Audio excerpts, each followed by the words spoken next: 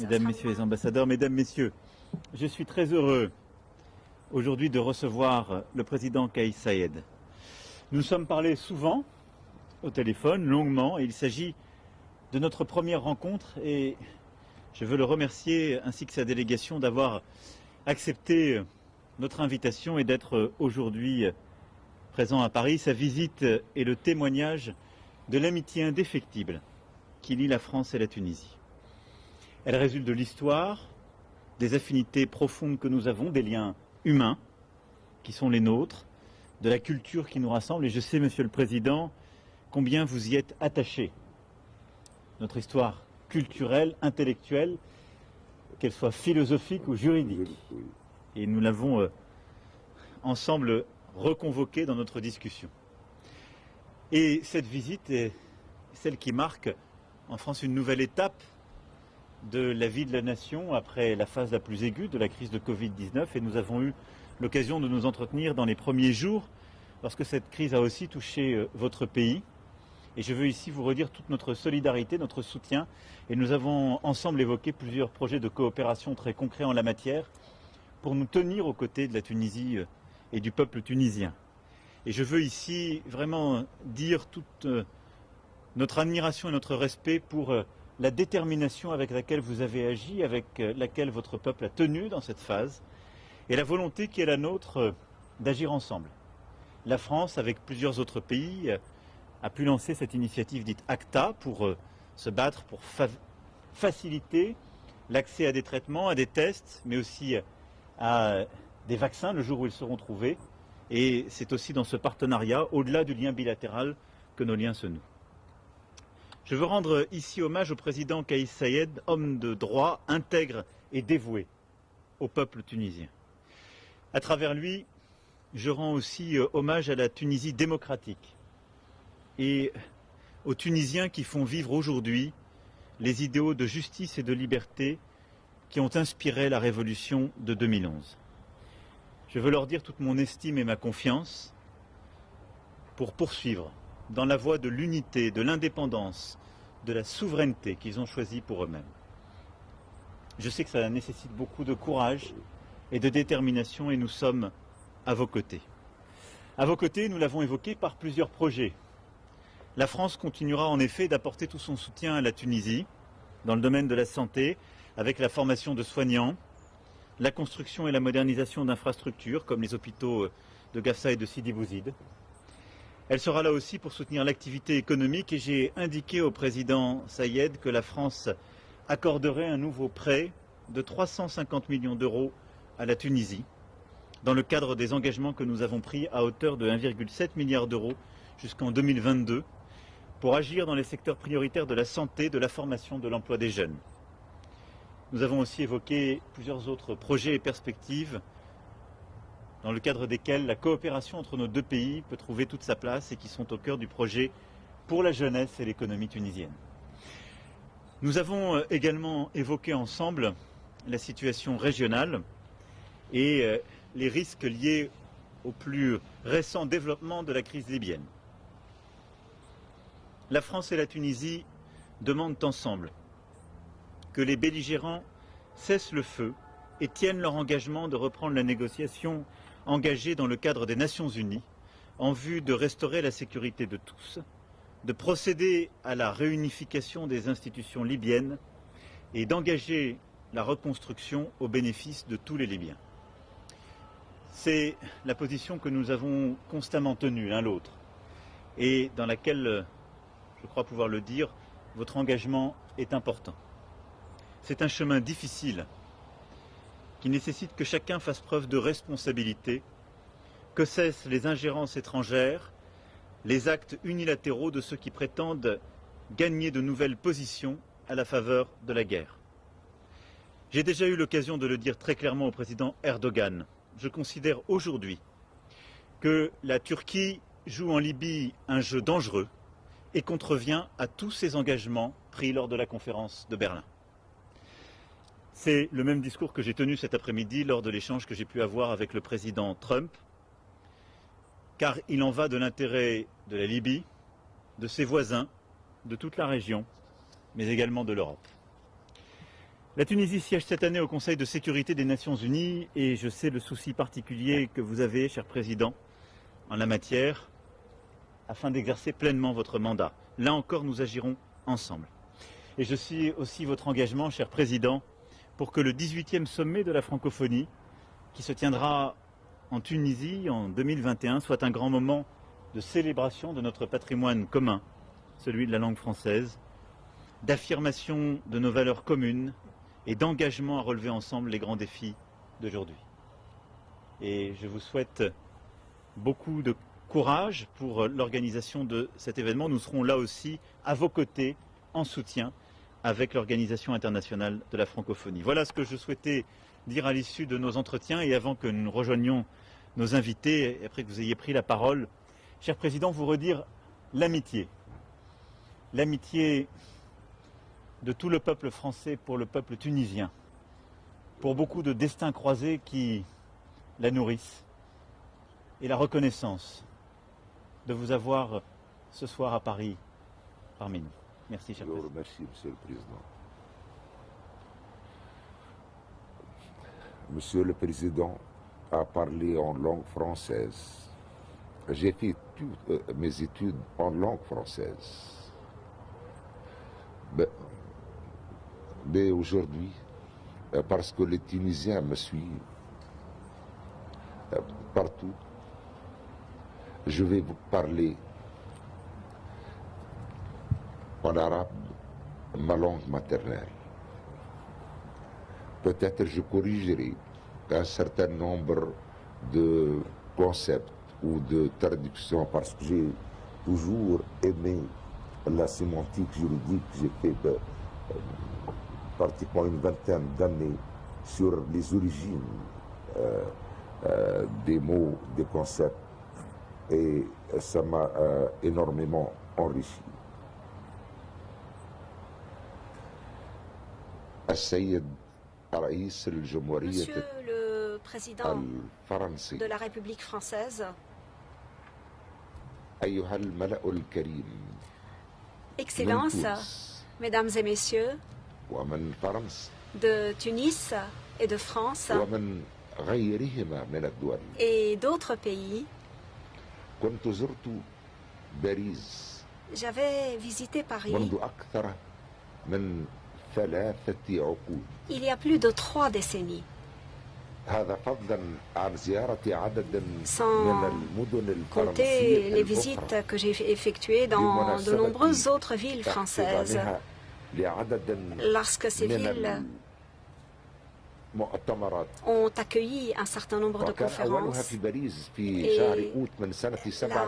la première à laquelle j'ai assisté, c'était à Paris en 1978, à l'occasion de la tenue de la conférence, de la 2e conférence internationale de droit constitutionnel. Et les visites se sont succédées depuis, et en particulier dans la ville de Toulouse, où nous organisions tous les ans toute une série de séminaires, une fois à Toulouse et une fois à Tunis. Et nous discutions d'un certain nombre de sujets qui, à l'époque, n'étaient pas encore, ne faisaient pas l'objet de discussions ou de débats.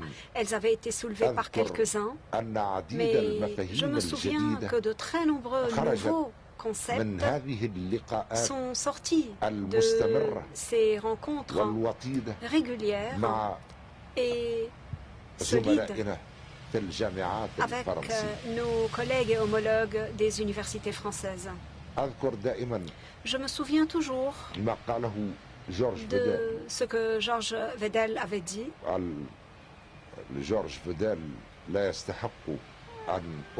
Je n'ai pas besoin de présenter Georges Vedel. Georges Vedel, le phénomène Vedel. Georges Vedel, lorsqu'il avait présenté une conférence qu'il allait faire, il a dit Après plus de 30 ans d'enseignement et plus de 50 ans d'exercice en tant qu'avocat et au sein de la magistrature, je me retrouve comme un étudiant de première année qui ne sait pas quoi écrire sur la copie d'examen, même certains mots pour éviter d'avoir un zéro qui menace. Il avait dit, je ne peux pas répondre à cette question, mais je peux répondre à une autre question, qui est la suivante. Comment une société peut-elle être sans loi? Et à de nombreuses reprises, j'avais parlé avec des journalistes et des journaux français, avec des journalistes de journaux étrangers sur le passage des sociétés occidentales de l'État de droit, ce très ancien concept, à la société de droit.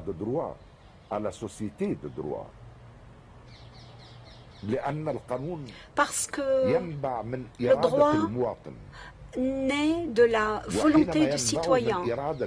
Et lorsque le droit naît de la volonté du citoyen, le citoyen devient le premier gardien de la mise en œuvre de la loi et de l'application de la loi. Le destin a voulu que je sois aujourd'hui avec vous dans ce palais, alors que j'avais déjà visité le palais de l'Assemblée nationale et du Sénat en 1987 et aussi assisté à la célébration qui avait été organisée à la mairie de Paris en cette même année. Et j'avais rencontré de nombreux professeurs de droit constitutionnel venant de tous les pays du monde. Le destin a voulu aujourd'hui que je me retrouve dans ce palais-ci, que je n'ai pas visité en 1987. Tout d'abord, je suis heureux d'être ici et de faire entendre la voix de mon peuple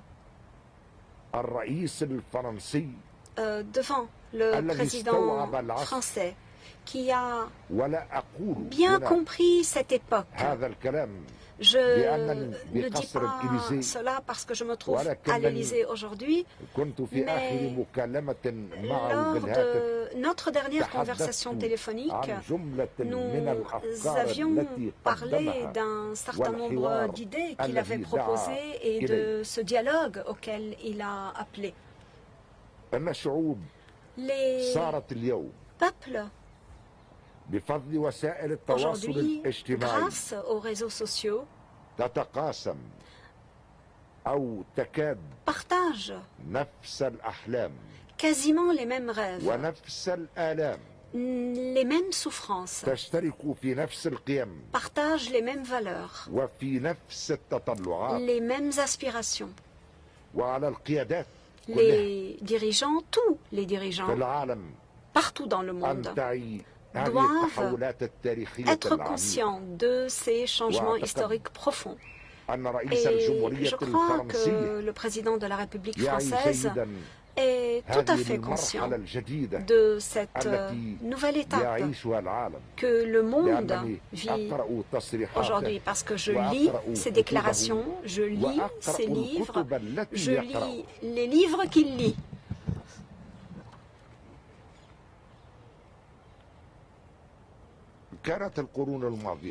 Ces derniers siècles, et en particulier le XVIIIe et le XIXe siècle, ont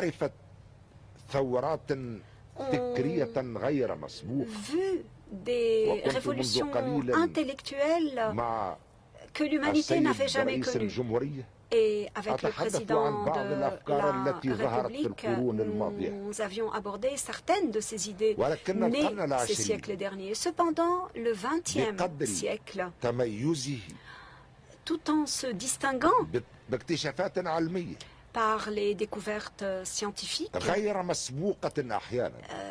jamais vu le téléphone portable, les réseaux sociaux que l'on voyait dans les films de science-fiction par le passé. Aujourd'hui, nous sommes dans ce monde avec une nouvelle pensée différente, des mécanismes différents. Nous sommes aujourd'hui avec des idées différentes, des idées qui prévalaient par le passé. Cependant, malheureusement, très malheureusement, les concepts qui prévalaient sont restés gelés, bloqués et ont été dépassés par d'autres idées, des idées nouvelles. Les concepts aujourd'hui sont incapables de contrôler cette nouvelle pensée. Le temps est venu pour nous de réfléchir et de poser ensemble de nouveaux concepts pour des mécanismes de travail politique différents de ceux qui prévalaient dans les siècles passés. Cette visite, cette rencontre avec vous, vont nous permettre très certainement vont représenter plutôt très certainement une nouvelle occasion pour réflire à des mécanismes et des moyens de complémentarité pour ouvrir des horizons beaucoup plus vastes, pour une coopération qui dépasse le passé proche ou le passé lointain. Et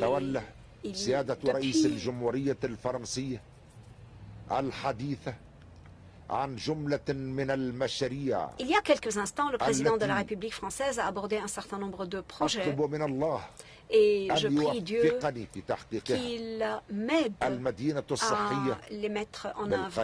La cité sanitaire à Kérouan, les hôpitaux à Kasserine et à Gafsa, et aussi un rêve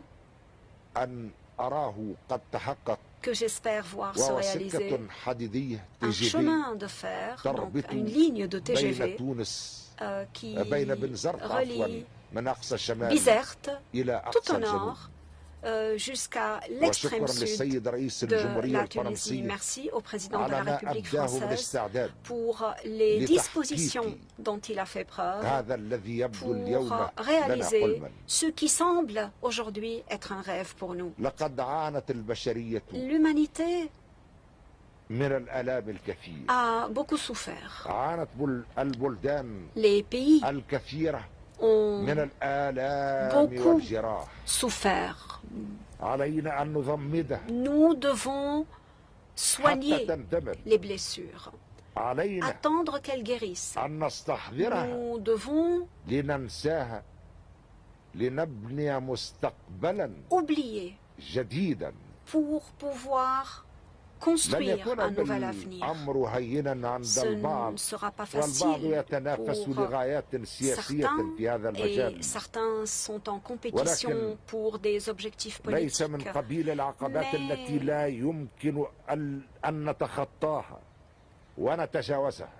Ce n'est pas un obstacle que nous ne pourrons pas franchir. Nous pourrons penser au passé, peut-être, mais en même temps, nous devons espérer, nous devons souhaiter un autre avenir. Les peuples du monde entier sont très proches aujourd'hui. Et les guerres directes ne doivent pas séparer, ne doivent plus séparer les peuples. Il ne faut plus que les peuples soient séparés par des soutiens que l'on accorde à un tel ou à un tel autre. Je voudrais citer De Gaulle, mais en français. Surtout pour la paix, c'est la compréhension des peuples. Les régimes, nous savons ce que c'est. Des choses qui passent. Mais les peuples ne passent pas. Wassalamu alaikum wa rahmatullahi wa barakatuh. Que le salut soit avec vous. Merci beaucoup. Merci beaucoup, Monsieur le Président. Merci beaucoup. C'est moi qui vous remercie.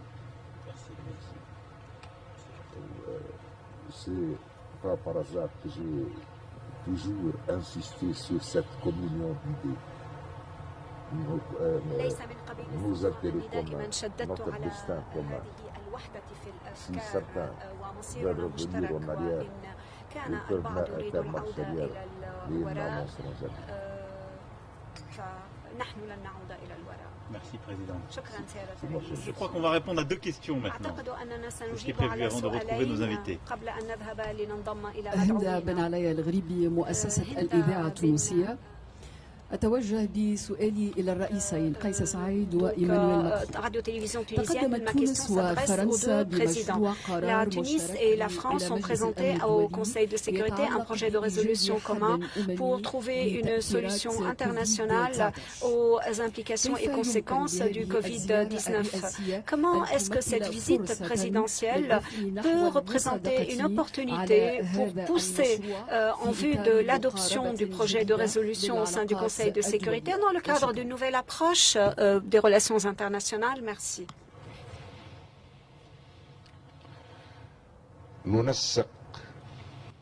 Nous coordonnons dès le départ pour épargner à l'interprète d'interpréter. Je vais interpréter moi-même.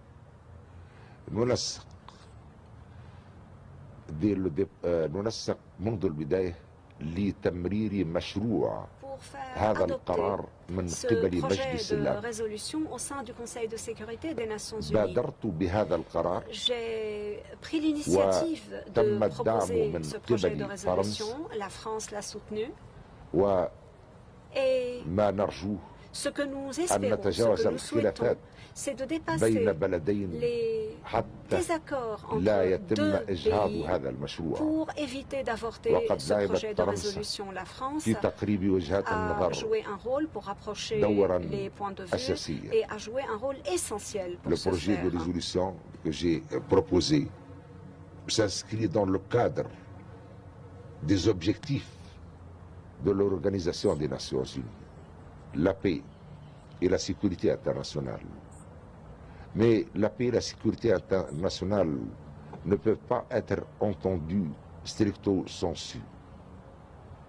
La santé fait partie de la paix et de la sécurité internationale. La France,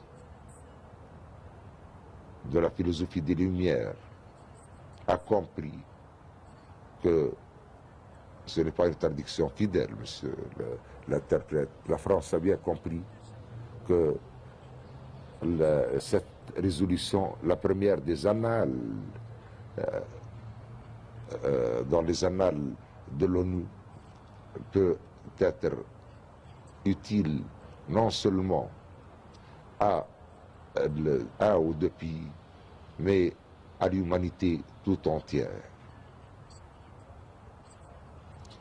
Juste, Président a dit l'essentiel. Deux mots sur la coopération internationale par rapport au Covid-19.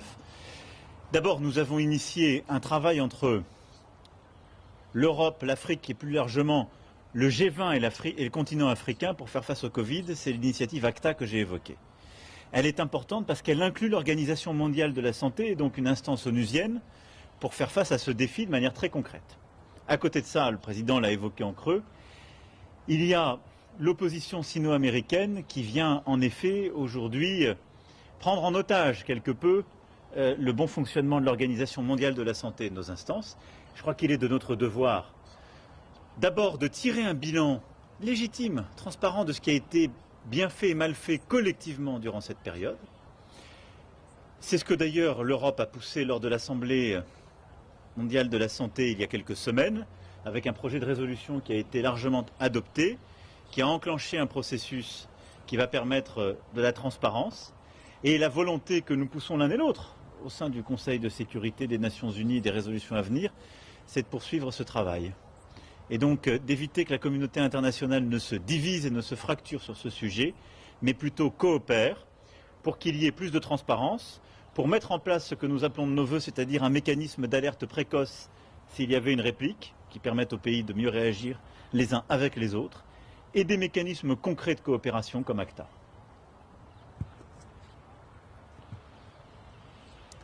Bonsoir Monsieur le Président, Massal Khair Fakham Raïs, Ri Momtaz de Politico. Monsieur le Président, vous venez de dénoncer encore très sévèrement l'ingérence turque en Libye. Je me demande à vous deux, comment est-ce que vous voyez les ingérences russes et émiraties, mais aussi les préparatifs guerriers de l'Égypte aujourd'hui en Libye? Et une deuxième question à Monsieur le Président Macron, comme on le voit si peu. Sur les relations franco-turques, elles sont franchement abysmales aujourd'hui. Quelles mesures est-ce que vous prenez pour détendre la situation ou est-ce que les contentieux sont devenus irréconciliables? Merci. D'abord, par définition, rien n'est irréconciliable si on clarifie clairement ses intentions. Ce qui est très clair, et l'a toujours été, je crois au multilatéralisme, à la coopération, je crois à la cohérence des positions prises. Et pour la France et la sécurité, la stabilité régionale et internationale, la stabilité de la Méditerranée est clé. En particulier la Méditerranée centrale et orientale.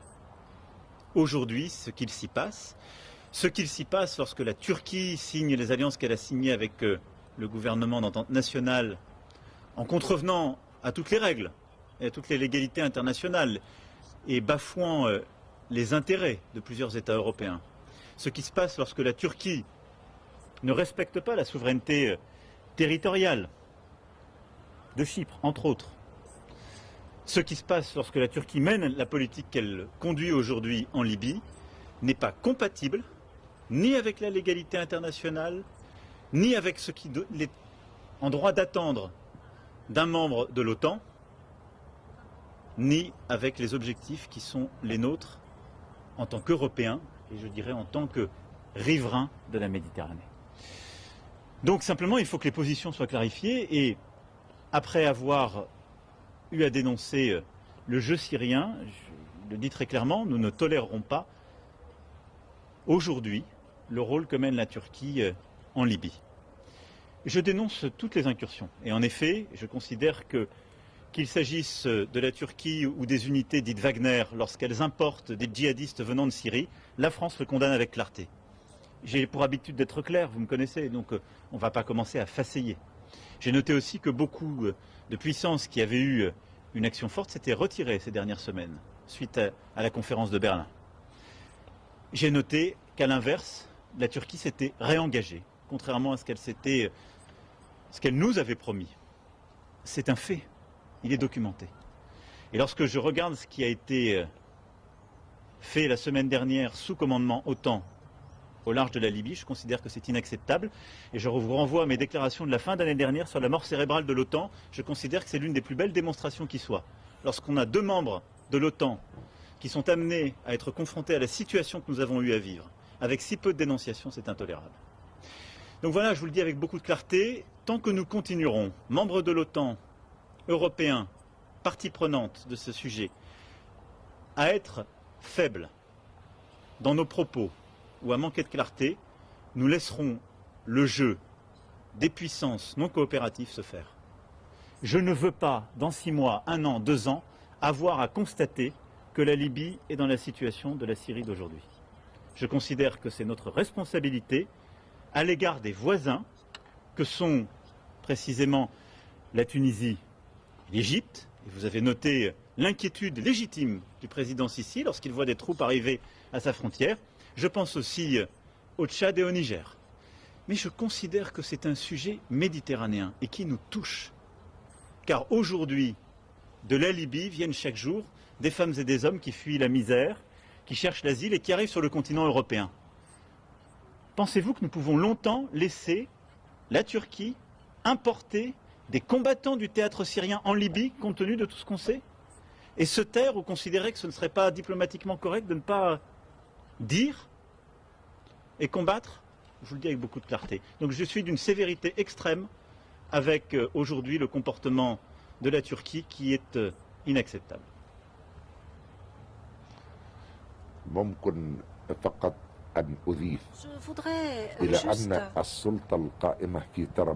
Je voudrais juste ajouter que l'autorité qui existe aujourd'hui à Tripoli est née de la légalité internationale et a une légitimité internationale. Cependant, cela ne peut pas continuer ainsi. Il s'agit d'une légitimité et d'une légalité temporaire qui doit être remplacée par une nouvelle légalité, une nouvelle légitimité qui naît de la volonté du peuple libyen.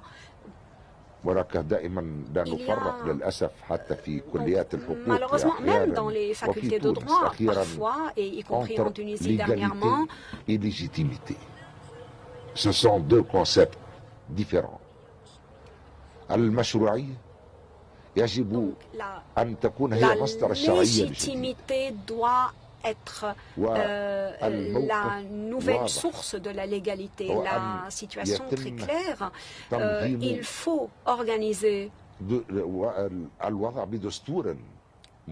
Alors déjà, il faut une constitution provisoire et une organisation provisoire, et avec le président et avec la conseillère allemande, Mme Merkel, et toutes les partis que j'ai rencontrés et avec lesquels j'ai abordé la situation libyenne, j'ai dit que les choses ne pouvaient pas se poursuivre ainsi. La Tunisie est l'un des pays qui souffre le plus de cette situation. La France aussi pourrait en souffrir. Les pays européens pourraient également en pâtir. Ces pays européens qui ont des intérêts en Tunisie et dans les pays voisins, qui pourraient donc pâtir de la situation en Libye. Et donc, j'ai rassemblé les représentants d'un certain nombre de tribus, 35 tribus environ, et j'ai dit que j'ai appelé que les dirigeants de tribus rédigent une constitution pour la Libye, une constitution similaire à celle qui avait été adoptée en Afghanistan en 2002 lors de la réunion de la Loya Jirga, donc les chefs de tribus afghans. Que cela soit une étape, pas le but final, mais une étape transitoire pour passer à la paix et à ce qui sera décidé par les Libyens eux-mêmes, sans ingérence extérieure, quelle qu'elle soit. Et je le dis d'ici, je le dis de Paris, la Tunisie n'accepte pas la partition de la Libye. Certains d'entre vous savent peut-être que la Libye, à un moment donné, était un État fédéral jusqu'en 1962. Parce que l'État central, à l'époque, était incapable d'étendre son autorité sur l'ensemble du territoire libyen. La partition de la Libye est un danger pour toute la région. Nous sommes en faveur d'une solution libyenne. Nous sommes en faveur d'un cessez-le-feu immédiat, de non-ingérence de n'importe quel pays étranger, bien évidemment. Notre position est aussi née de notre concertation permanente avec l'Algérie. On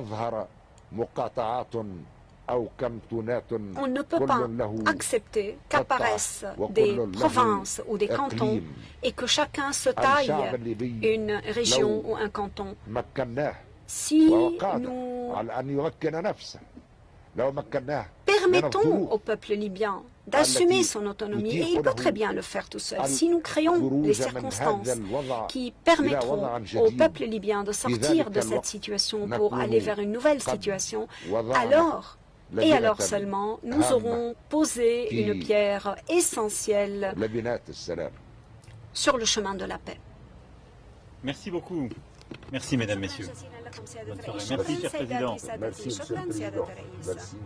Je suis très, très heureux de votre rencontre, de votre أنا سعيد جدا لهذا discours, de votre اللقاء، سعيد manière de جدا voir les بخطابكم، choses. سعيد جدا C'est برؤيتكم réellement للأمور.